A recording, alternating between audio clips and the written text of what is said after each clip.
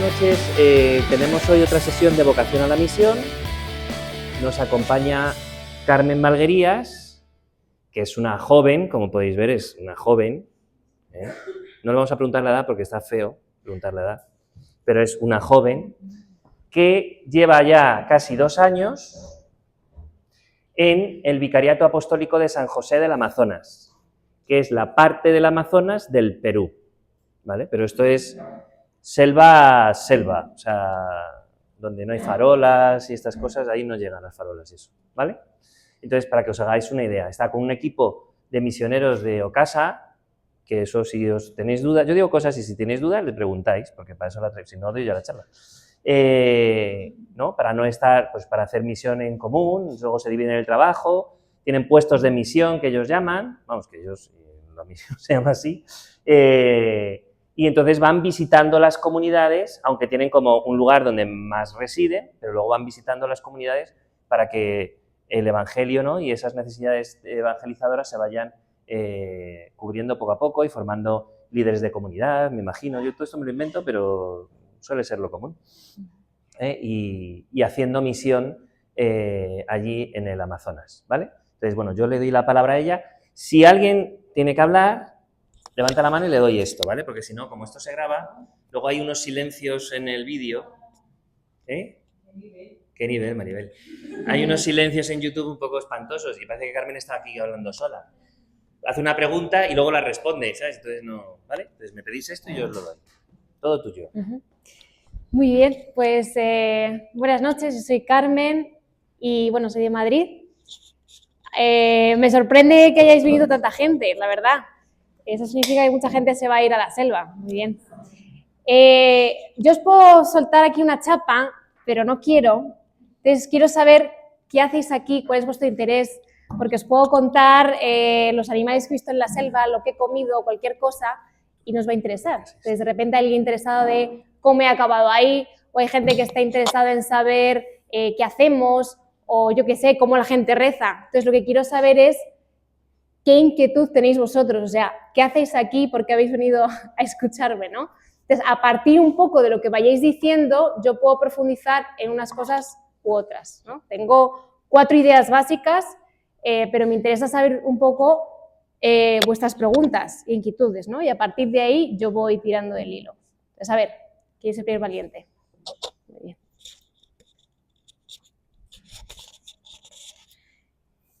Bueno, no sé, varias preguntas.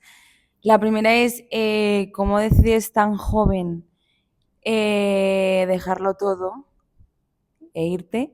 Y luego también, ¿cómo conociste tú la misión, la vocación de misionera? Y un poco, pues, ¿qué es lo que viviste allí? Yo estoy aquí. ¿Cómo? Yo estoy aquí porque...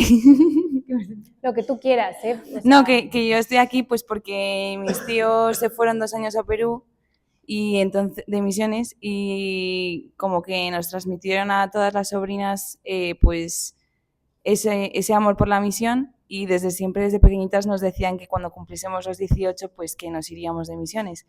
Y yo la primera vez que me he ido de misiones ha sido este verano a Costa Rica. Entonces, bueno, pues empecé con Diego, que es mi novio, el año pasado a la formación, o sea, venía a la formación y pues nos encantó, vivimos la experiencia de misión y pues seguimos aquí pues para recibir esa formación. Muy bien, gracias. A ver, ¿quién más? Así se lo pasa directamente. Más preguntas, ¿qué queréis saber? Bueno, yo, o sea, no tengo preguntas como tal, pero porque estoy a la espera de que te cuentes. Y no, yo estoy aquí un poco lo mismo porque soy prima de Rocío y nuestros tíos son Ceci y Manuel. Y igual, desde pequeñas como que hemos tenido muy presente la misión y hemos visto cómo ellos se iban de experiencia de misión en verano y luego se fueron a Perú 2 años. Entonces yo, pues cuando cumplí 18, me fui en verano de experiencia a Albania, al siguiente año también y el año pasado a Costa Rica.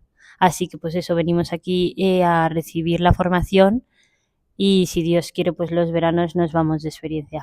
Así que eso. Muy bien. A ver, ¿quién más?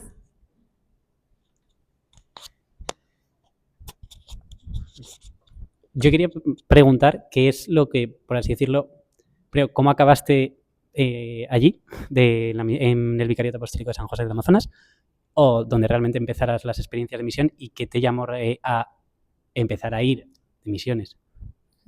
Y bueno, yo estoy aquí porque, bueno, me invitaron por primera vez a venir al grupo de jóvenes el año pasado y he continuado. No he tenido la posibilidad de irme de experiencia de misión, pero estoy ahí intentando, pues, encontrar como esa llamada o esa especie como de, no sé, discernir, por así decirlo, si realmente es para mí el ir de misión o no.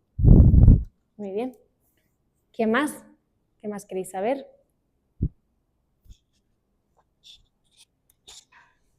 Hola, yo te quería preguntar sobre tu vida antes de la misión, a qué te dedicabas o qué hacías y bueno, ya hilado con todas las de Rocío, en plan, a qué te llamó a hacer la misión.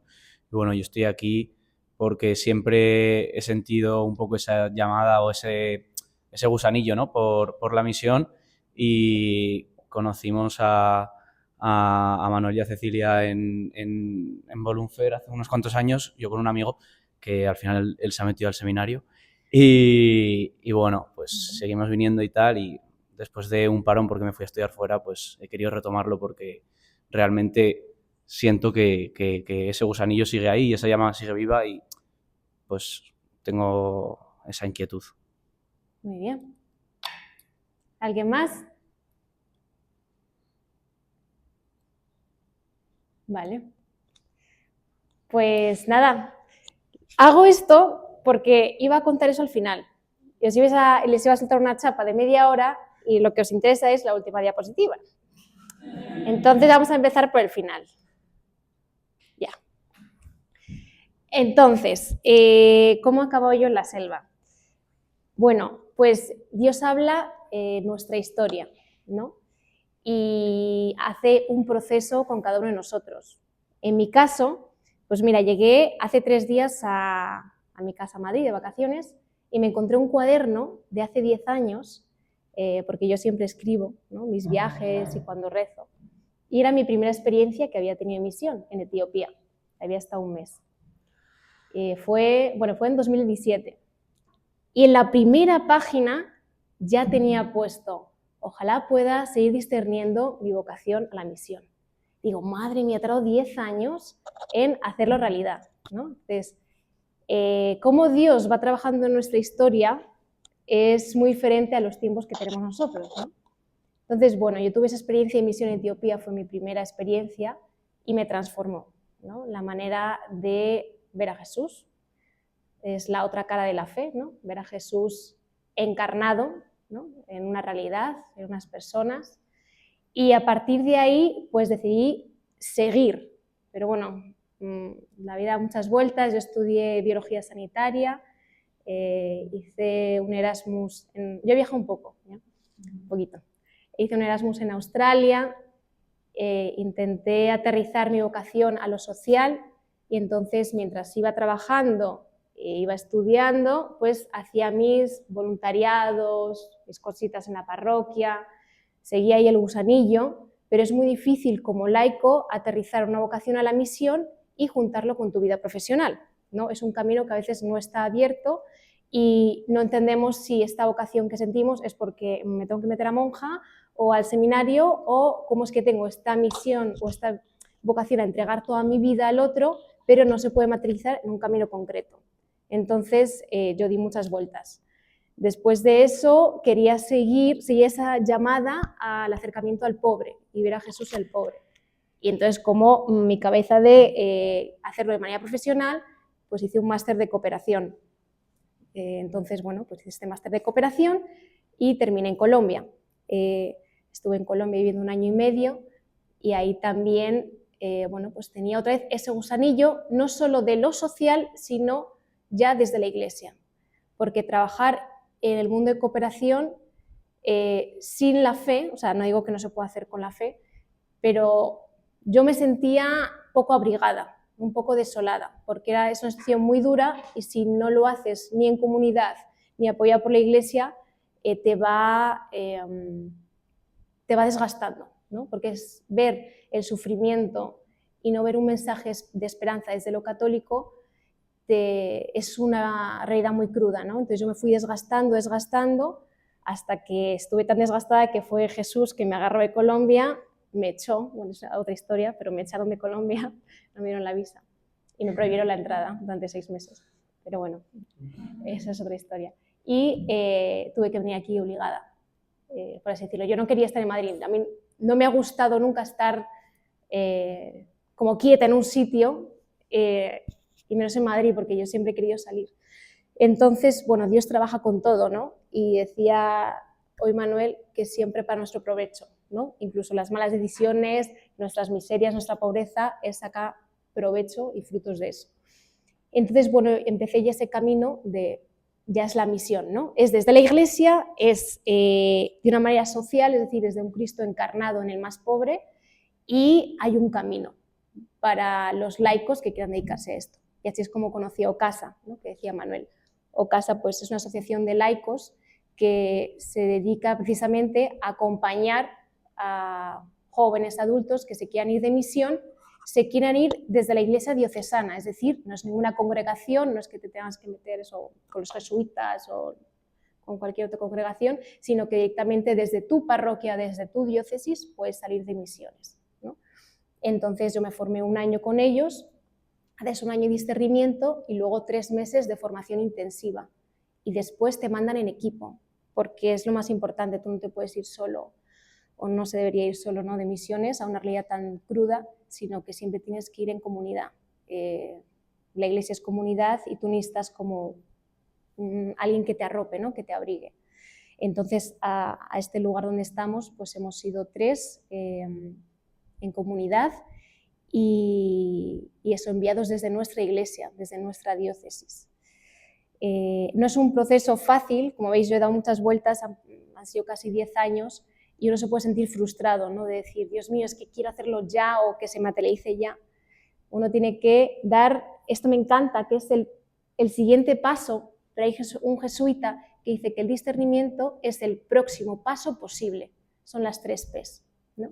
Entonces tú puedes ver la misión lejos, o yo que sé, quieres ver la misión pero todavía no la tienes materializada, pero lo que puedes hacer es visualizar el próximo paso posible, es decir, aquí, de aquí a mañana, ¿qué puedo hacer para acercarme a la misión, ¿no? Desde mi realidad, desde este proceso, desde donde Dios está obrando en mi vida, pues da el próximo paso posible. Entonces ahí empieza el discernimiento a la misión. Uy. A ver esto. Ya. Yo creo que eso es un poco, ¿no? ¿Y cómo he acabado aquí en la selva? Porque a Ocasa le envían proyectos, ¿no?, por así decirlo, y necesitamos gente en este vicariato en tal sitio, estar en República Dominicana, en Ecuador, van a estar en Guatemala, y en este vicariato el obispo es español, el vicario es español, conocían a Ocasa y pidieron misioneros. La selva donde estamos es una realidad bastante aislada, entonces querían que fuéramos a visitarlo primero. Entonces primero hay que ir a visitarlo, ver si puedes sobrevivir en esas condiciones y después hacer un discernimiento y volver. Entonces nada, eso hicimos y fuimos para allá. Esa es la parte de la vocación. No sé si tenéis preguntas sobre esta parte de la vocación. ¿Una pregunta? ¿Todo claro? Muy bien. ¿Queréis saber algo más de la selva? ¿La misión? Muy bien. Entonces vamos por el principio ahora. ¿Dónde estamos? A ver, entonces, esto es Perú, ¿no? Ahora, lo que los peruanos no saben es que 1/3 o 2/3 del país es selva. La gente piensa en Perú, piensa en Lima, en Machu Picchu y poco más, ¿no? Pero ni el propio peruano conoce la selva. ¿Dónde estamos? Aquí arriba. Todo esto es Loreto, es el departamento, como si dijéramos la comunidad autónoma. Y en su época que hicieron, lo dividieron como en partes y decidieron que lo que sobraba era un vicariato. Entonces estamos hablando de 150.000 kilómetros cuadrados, que es como 1/3 de España. Eso es el vicariato de San José del Amazonas. ¿Sí? todo esto aquí arriba, que está en fronteras con 3 países, Brasil, Colombia y Ecuador, ¿no? Entonces aquí lo que sobra, eso es el Vicariato de San José. Tenemos 60 misioneros, 10 curas para 155.000 kilómetros y monjas y laicos.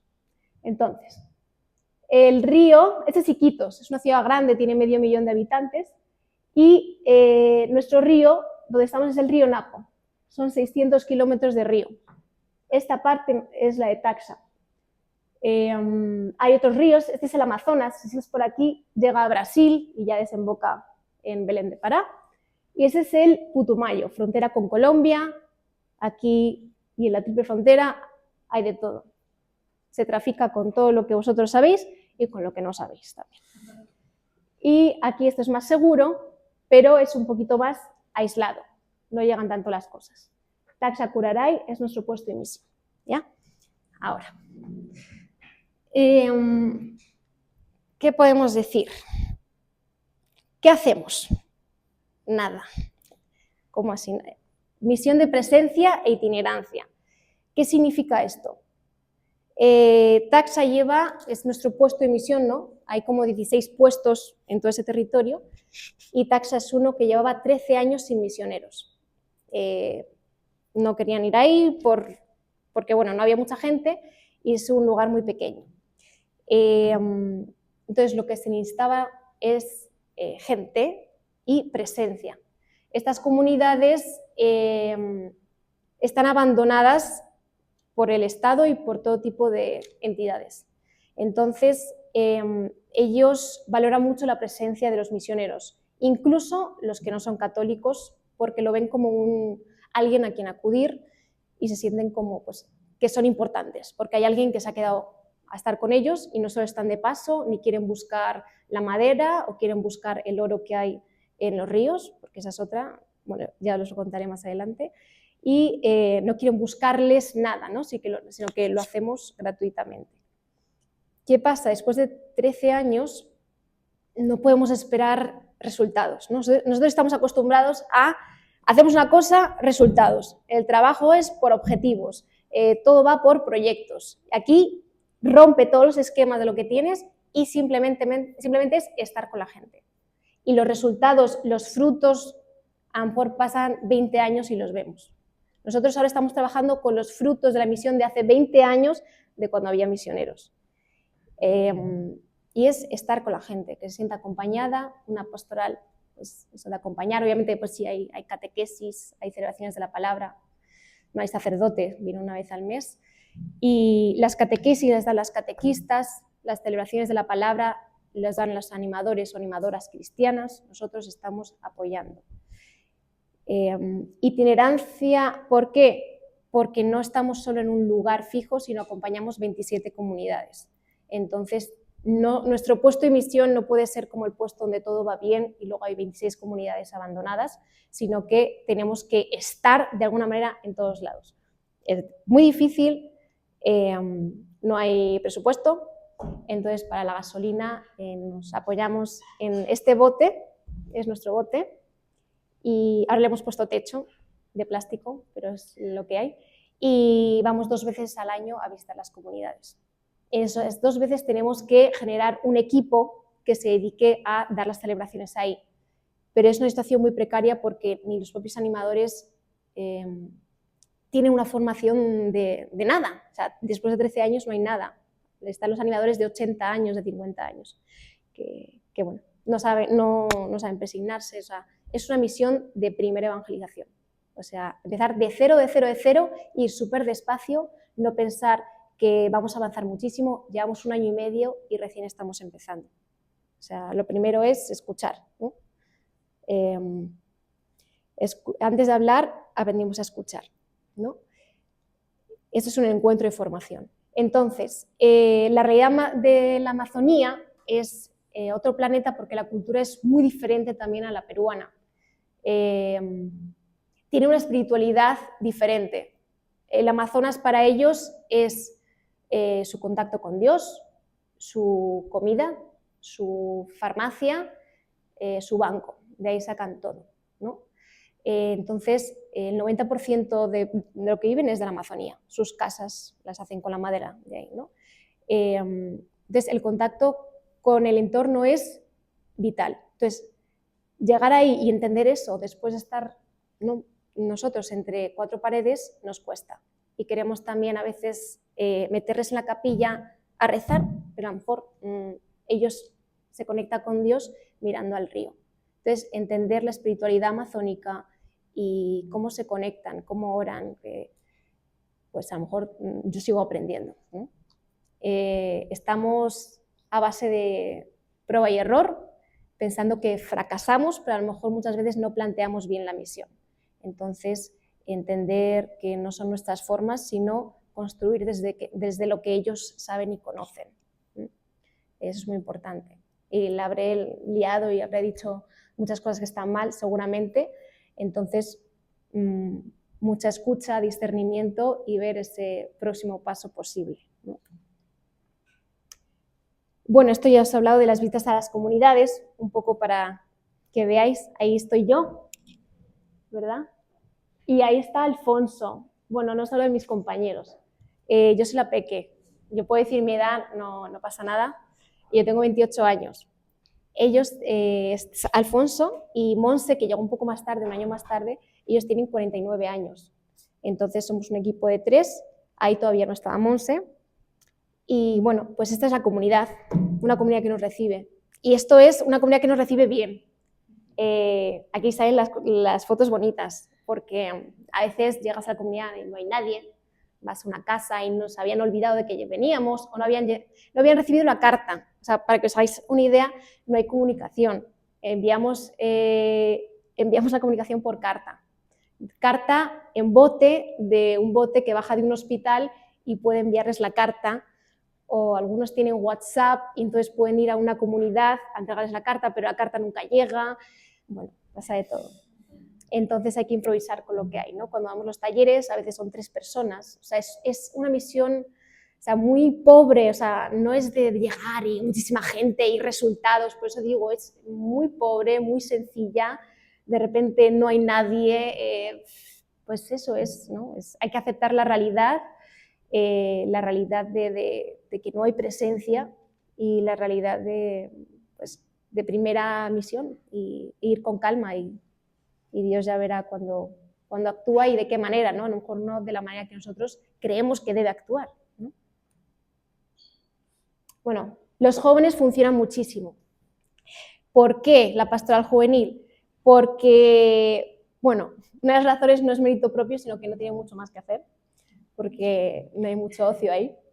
Entonces, es un lugar donde se sienten seguros, ¿no? Ahí la juventud sufre mucho, la juventud y la niñez, son lugares tan abandonados que es normal que haya abusos, violencia en casa, padres borrachos, no tienen lugar seguro donde estar, ¿no?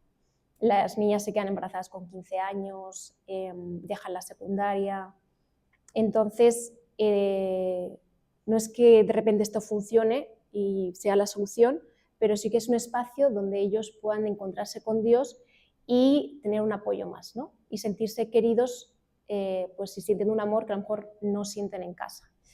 Entonces el vicariato apuesta mucho por la pastoral juvenil, sabiendo que son jóvenes de paso. Todos cuando terminen la secundaria se van a ir a trabajar. Los que tienen suerte estudian un técnico y una vez cada 5 años alguien entra a una universidad.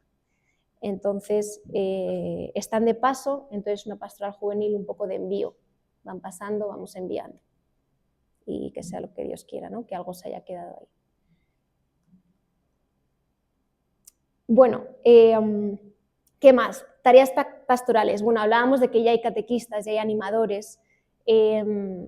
Nosotros acompañamos lo que ya está y un poco vamos incentivando que vayan más personas, pero siempre, ¿cómo decirlo?, respetando y no violentando su proceso y sus tiempos. Eso, nos encantaría ya tener un super consejo pastoral, que haya 20 catequistas, coordinadoras y tal, como nuestra mentalidad de aquí, pero nuestro consejo pues son las 5 personas de siempre, las 5 que van a la capilla, porque no os penséis que los domingos van mucha gente. Hay 3 capillas y bueno, pues nos dividimos.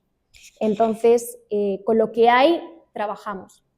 También la mentalidad selvática es ir fluyendo, y también las reuniones pueden durar 4 horas, ¿no? Entonces, cosas que para nosotros es el domingo que viene hay una actividad de niños, pues estamos 4 horas hablando de la, yo qué sé, la familia, de no sé qué, ellos son los que deciden los tiempos y coordinan, porque vuelvo a repetir, para lo que nosotros es algo muy básico, hacemos tal, eso no va a funcionar, ¿no?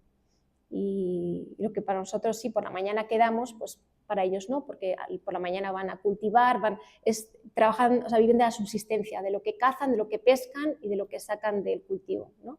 No hay supermercados, no hay nada de eso, o sea, ellos viven de lo que agarren en la selva, eso es todo. Entonces, con esa mentalidad también hay que entender que ellos les cuesta mucho tener visión a largo plazo, porque para ellos es lo que comen el día, es lo que pescan, entonces prever y hacer planes, pues cuesta. Entonces hay que ir fluyendo y poco a poco ir viendo si podemos proyectar juntos. Bueno, esto es lo más importante. Para cortar un poco aquí la presentación, ¿veis eso que tienen ahí en la mano? Ese bote con algún líquido blanco. ¿Qué creéis que es? ¿Alguien acierta? ¿Alguien, si han estado por Perú o sus tíos, les han contado qué puede ser ese líquido blanco? ¿Esa bebida? ¿Qué es? Masato. Masato. Es una bebida de yuca, es esencial, es un ritual. Si te ofrecen masato, te lo bebes. Si no, no te van a volver a invitar en su vida, a nada, ni a su casa, ni a nada. O sea, tienes que beberte eso. ¿Qué es eso? No sé si lo queréis saber. Es yuca fermentada, pero primero ha sido masticada por la mujer y escupida, y luego la dejan fermentar y te lo sirven. A veces con tropezones, a veces lo filtran, depende de la suerte que tengas. Entonces, eso, para ellos la yuca es una bebida básica, es su alimento, les llena. Los niños cuando no tienen que comer les dan masato, cuando no comen todo el día se van a trabajar, beben masato. Si llevan todo el día sin comer y se toman 3 de esos, vuelven borrachos. Pero bueno, esa es la vida, alegría. Pero es el centro del compartir, lo más importante, ¿no? O sea, las reuniones donde hay masato es donde comparten. Si te invitan a una reunión con masato, o sea, te están haciendo parte de una comunidad, ¿no? Entonces, le reconocieron al partir el pan, ¿no? O sea, Jesús es reconocido en ese compartir, por así decirlo, en el compartir, ¿no? En el banquete, en donde nos encontramos como seres humanos, encontramos también a Cristo, ¿no? Entonces, anunciamos a Jesús también en ese compartir. A lo mejor no de manera explícita, pero sí implícita, que gracias a eso hay un acercamiento y una confianza que lleva luego a otro tipo de trabajos, ¿no? Entonces, meterte en la vida de la comunidad, meterte en su cultura, meterte en sus hábitos y hacerlo con ganas, disfrutando, es lo que permite la misión, ¿no? Es la regla número 1. Me ha costado acostumbrarme, pero ya le doy. Bueno. No sé si hay preguntas por ahora. Mira.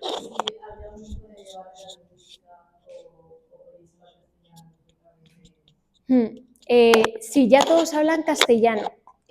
Los ancianos, depende, las 27 comunidades, casi todas son quichuas, no con quichuas, que son como una etnia de la selva.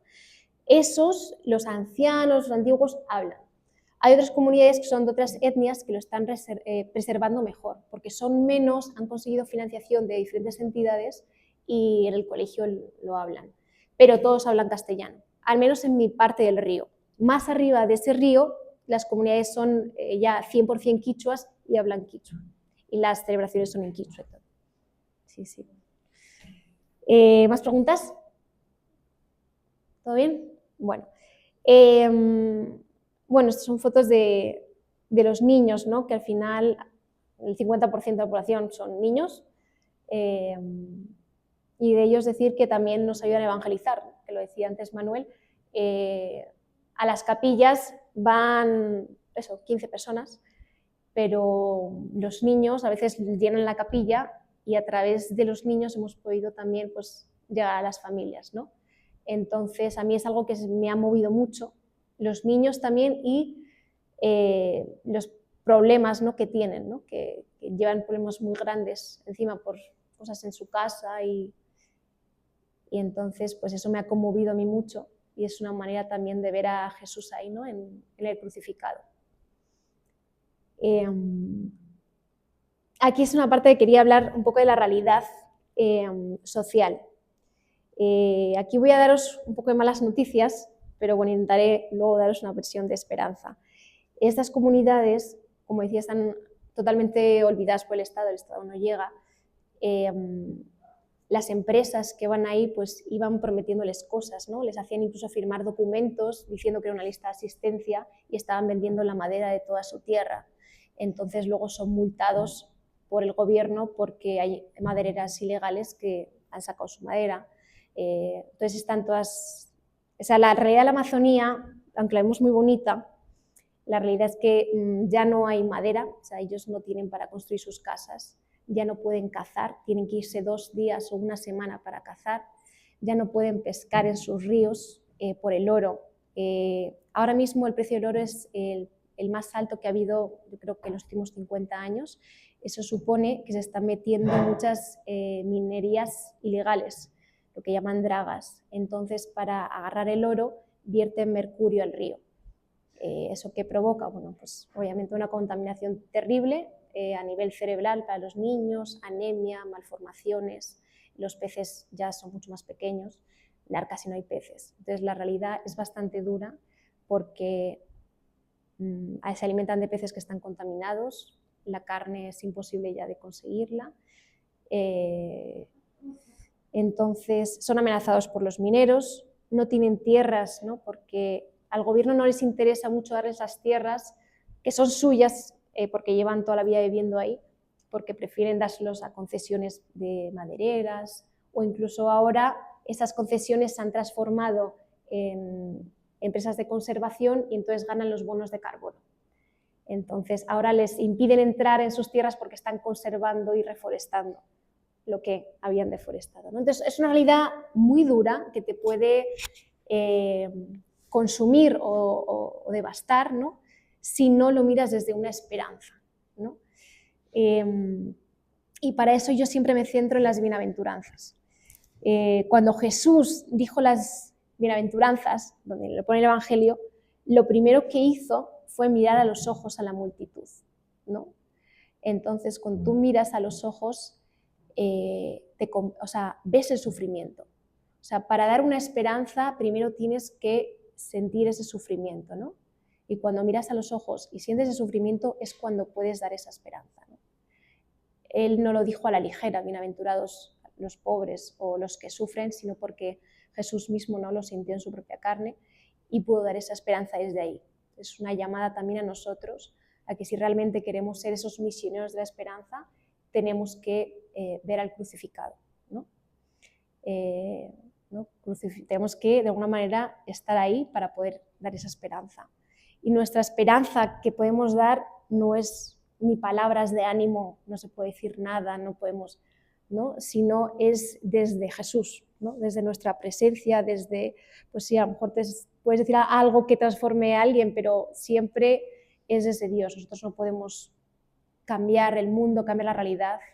Podemos acompañar, les acompañamos en los procesos legales que podemos, en las denuncias de violencia, en todo eso, pero la esperanza viene desde una comunión con Jesús, ¿no? Si nosotros no estamos en comunión con Jesús, todo esto nos destroza, ¿no?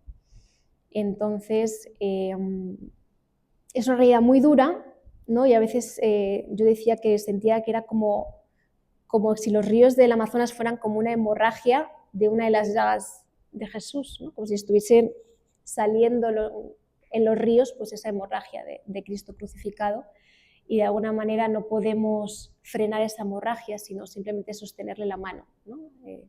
A Jesús y estar ahí. Sentirte totalmente inútil pero estás presente. ¿Cómo vamos de tiempo? Bien, bien. ¿Sí? No quiero que se aburran. A ver. ¿No? Bueno, igual esta es la última, luego podemos hacer más preguntas. Ya os habla un poco de la espiritualidad amazónica.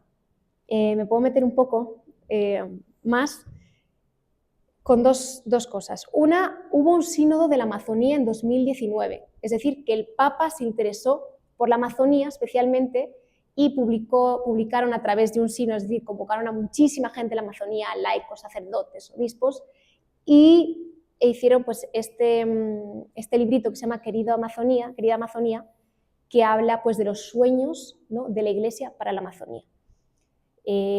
Después de eso, el Papa, ¿cómo decirlo?, impulsó la Conferencia Eclesial de la Amazonía.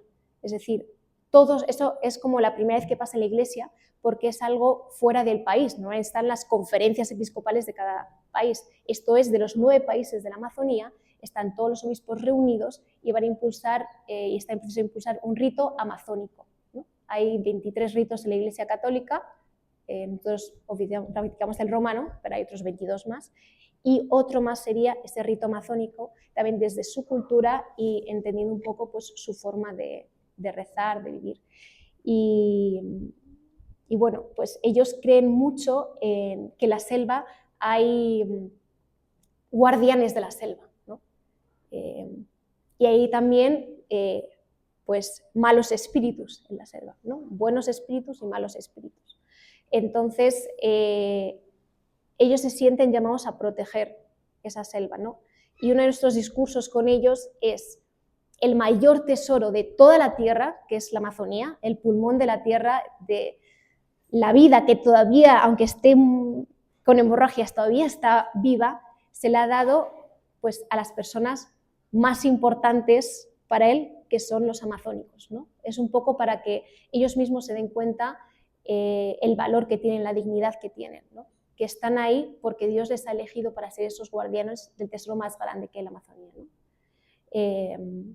Entonces es un poco la vocación que también queremos incentivar en ellos, que la misión también que tienen es de guardar este tesoro, a pesar de que hay muchos mártires en la Amazonía por defender, ¿no?, la tierra, ¿no? Hay muchos asesinados, líderes ambientales.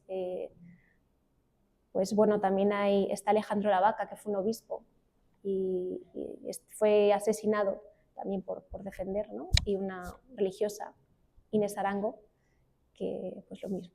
Entonces, bueno, pues la Iglesia se pone al lado, ¿no?, de las personas que sufren y estamos en esa lucha. Entonces, bueno, hay una frase que quiero decir, espero que es un poco brusca, pero está ahí grabado. Hay un misionero jesuita que también trabaja en la Amazonía, se llama Fernando, y dice que los cristianos, ¿no?, como cristianos, nuestro modo de estar debe ser jodidos pero contentos. Entonces, la realidad es esa. Tenemos que estar donde la estación está más complicada, pero contentos, ¿no?, con esa esperanza. Bueno, yo creo que eso es todo. Lo último era lo que habíamos hablado de la vocación. Más cosas que queráis saber, más preguntas. Habla aquí, que si no, tu dulce voz no se graba.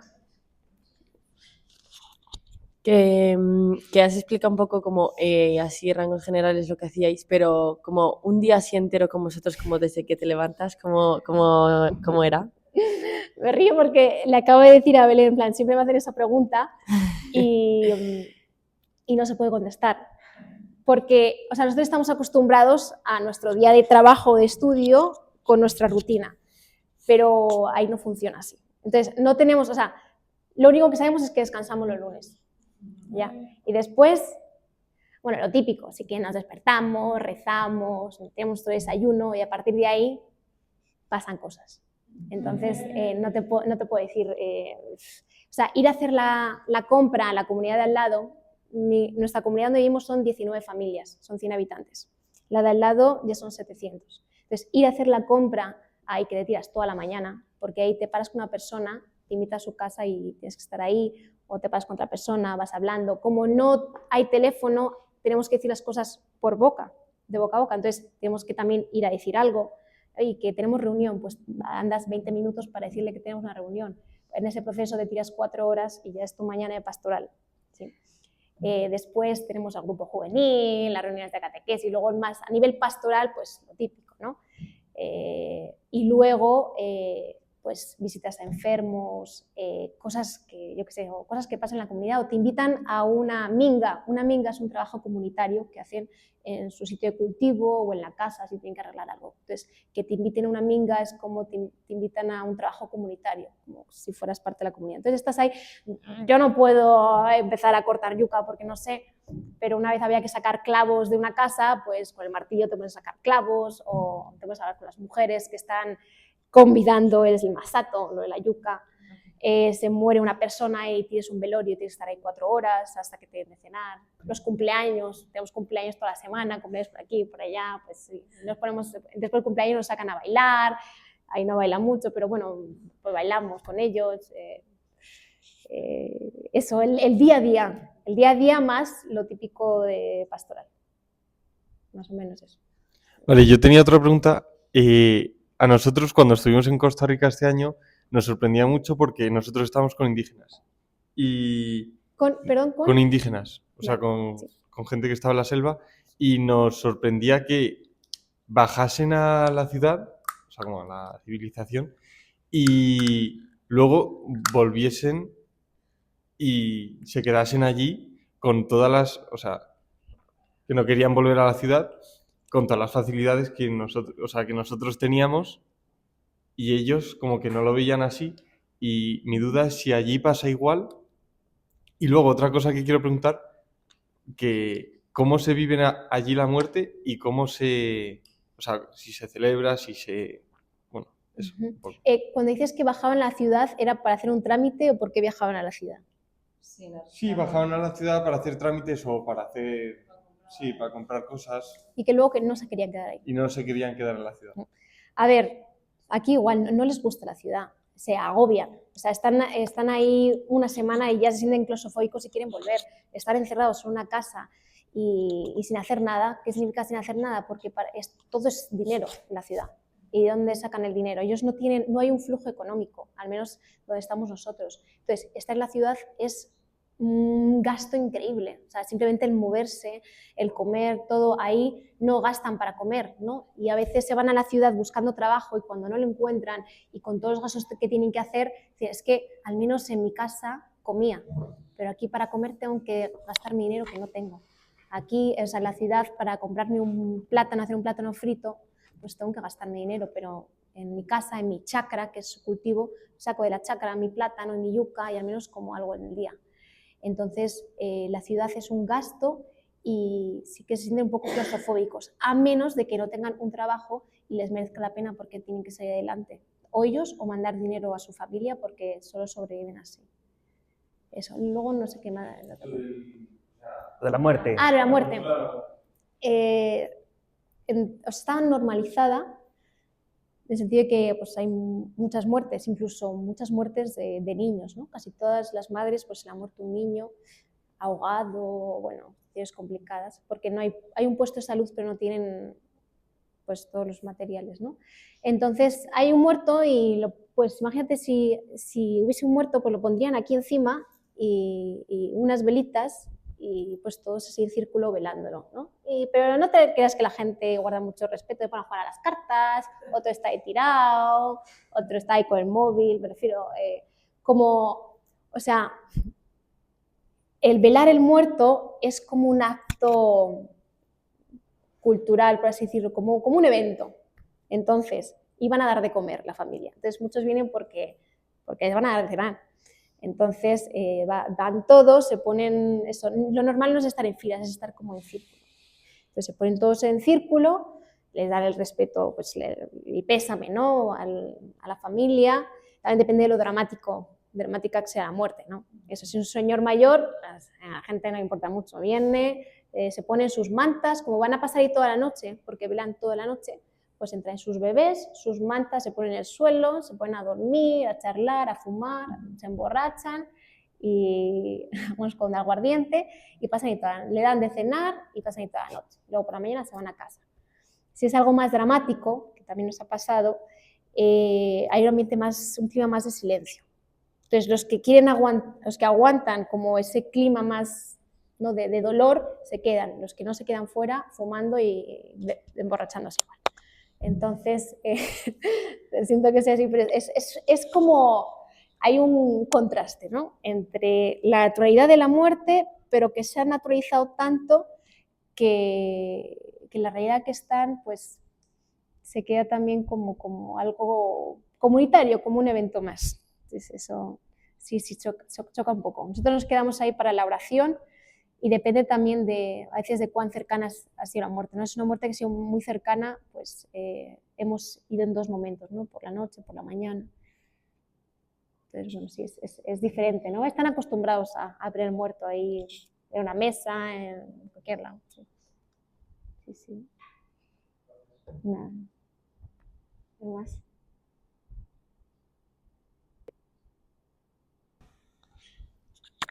Mi pregunta es, ¿cómo se vive eso en la misión interna? Es decir, has dicho que te ibas como con un grupo de gente, si la conocías de antes, si cuando te formaste con ellos o te formaste con otros, y cómo se vive todo lo que es la misión, ya no solo tú como persona, sino como el grupo en general. Buena pregunta. Pues lo ideal es formarnos en grupo, ¿no? Y la última parte de los 3 meses de formación, convivir con esas personas con las que luego vas a convivir en la misión. ¿Qué pasa? Que no hay tantas personas. Entonces, yo el proceso lo hice sola. La siguiente que ha venido lo he hecho sola. Y el anterior estaba repitiendo compromiso. Son compromisos de 3 años y él venía de Honduras. Entonces fue como un popurrí. Nos juntamos todos y lo que saliera. Que no es lo ideal porque debe haber, ¿no?, como una convivencia previa, pero bueno, nos hemos ajustado unos a otros. Hay una diferencia de edad, pero la misión nos une. Creo que sí que tenemos los mismos objetivos, ¿no? Tenemos una cercanía a la gente muy parecida, entonces ha sido bonito, ¿no? También hemos estado primero solos, Alfonso y yo, porque ha venido Monse, la que se ha incorporado un año más tarde. Entonces, estar solos fue duro, porque estábamos los dos solos, entrando en una misión que llevaba 13 años sin gente, no teníamos casa, otra historia que tuvieron que construir, no había electricidad, agua, bueno, una situación bastante dura de inicio, entonces fue como una pastoral de supervivencia, se hace lo que se puede y ya está. Y luego cuando ha venido Monse ya nos hemos estructurado un poco más y ya hemos podido tener como más reuniones de equipo oficiales, un discernimiento, objetivos, nuestros planes y tal. Y siempre sí que manteníamos eso, la oración, siempre todos los días, y luego una oración mensual con más de retiro, como una mañana. Entonces es bonito, ¿no? Porque Dios obra a través de todos y nos complementamos y cada uno tiene unos dones y se van notando, ¿no?, lo que va haciendo falta. Y también entendemos cómo dejarnos nuestros espacios, ¿no?, donde, Alfonso, tú esto, ¿qué tal? O hay cosas que hacemos juntos, cosas que hace uno más que otro, ¿no? Vamos encontrando nuestro equilibrio. Es esencial la comunidad, llegar a casa y estar con gente y también tener conversaciones diferentes, ¿no? Entonces, conversaciones nuestras, también somos españoles, ¿no?, de nuestra cultura, hacer una tortilla de patatas, ver una película en Netflix, pues esas cosas, ¿no?, que nos hacen sentir como más en casa, ¿no? Entonces, sí, lo esencial, este año casa sí lo está haciendo porque tiene un grupito más grande, entonces están conviviendo todos en la casa, o casa tiene una casa en Madrid Centro y están conviviendo todos mientras hacen el curso. Y ya desde ahí van a formar varios equipos y los destinan.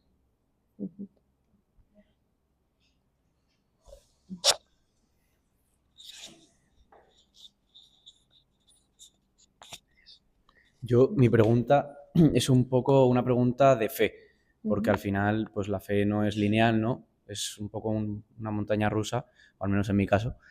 Y José, al final sin la ayuda de este tipo de actividades o horas santas, oraciones, grupos cristianos, la presencia de tener a un cura cercano con el que tengas confianza y esas cosas, pues quizá la fe como que se oxidaría un poco, ¿no? O en algún momento que estaba un poco más justillo o más caído, igual he tenido ese empujón para reencontrarme. Como llevas 1 año y medio, imagino que pues igual has tenido algún momentillo más bajo que otro. ¿Cómo has gestionado eso? A ver, pues sí que he necesitado como espacios de parar, de descanso, ¿no? Entonces, al principio, cada mes nos íbamos a Iquitos. Entonces, ahí el vicariato tiene como una sede y podemos estar como descansando. También hay un puesto de misión un poquito más arriba del río y unas religiosas tienen un convento y tienen una casa que para mí decimos que es el Hotel 5 Estrellas, porque esa casa, la nuestra es de madera, que luego os enseño fotos si queréis, pero la suya es como más de cemento, más convento, tal. Entonces me voy al hotel. Me he ido varias veces, ¿no? Como para descansar y tener como pues 2 días, 3 días para mí. Tenemos ejercicios espirituales 1 vez al año, que eso también te ayuda como a reenfocarte.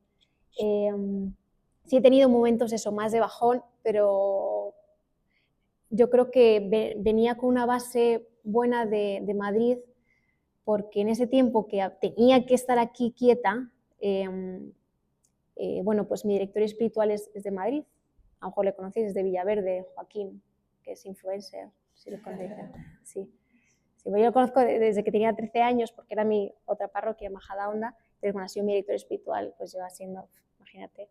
Entonces ahí estuve de misionera laica en su parroquia 1 año y nos acostumbramos a una oración, a un ritmo de oración muy bueno que ha sido como una base para llegar a la misión y seguir con esa base de oración. Entonces eso ha sido mi roca, mi oración por las mañanas. Ha sido mi base. Entonces, claro que me he tambaleado, pero siempre con la oración de base, con esa confianza, esa certeza, esa esperanza de que son fases y que Dios está ahí. Entonces, Dios me ha mimado mucho también con muchas personas, ¿no? Me he ido poniendo personas en el camino del mismo vicariato, referentes, gente más mayor que lleva ahí 40 años de misión, entonces he estado acompañada, ¿no? por otros misioneros. Aparte que con Joaquín pues hablo todos los meses por videollamada, pero pues otros misioneros, otras religiosas que están ahí y entonces me ha mimado mucho, entonces no me puedo quejar, pero siempre eso con la oración de base y bueno, pues Horas Santas, mi parroquia nos regaló una custodia, entonces yo todos los lunes, esos lunes de descanso por las mañanas, pues yo expongo el Santísimo y estoy todo el tiempo que quiero, toda la mañana ahí. Y cuando ya me quiera ir, pues guardo el Santísimo y ya está. Entonces eso pues, sí me ayuda bastante. Pero siempre partiendo desde una base que ya tienes, porque si sales sin una base de oración, es muy difícil que de repente en la misión te pongas a rezar, ¿no? Y eso cada uno pues es diferente, ¿no? Pero en mi caso intento que sean entre 45 minutos y 1 hora de oración por las mañanas. Y a partir de ahí, pues ya, sigue todo el día. ¿Más preguntas? ¿Ya? ¿Cómo vamos de tiempo?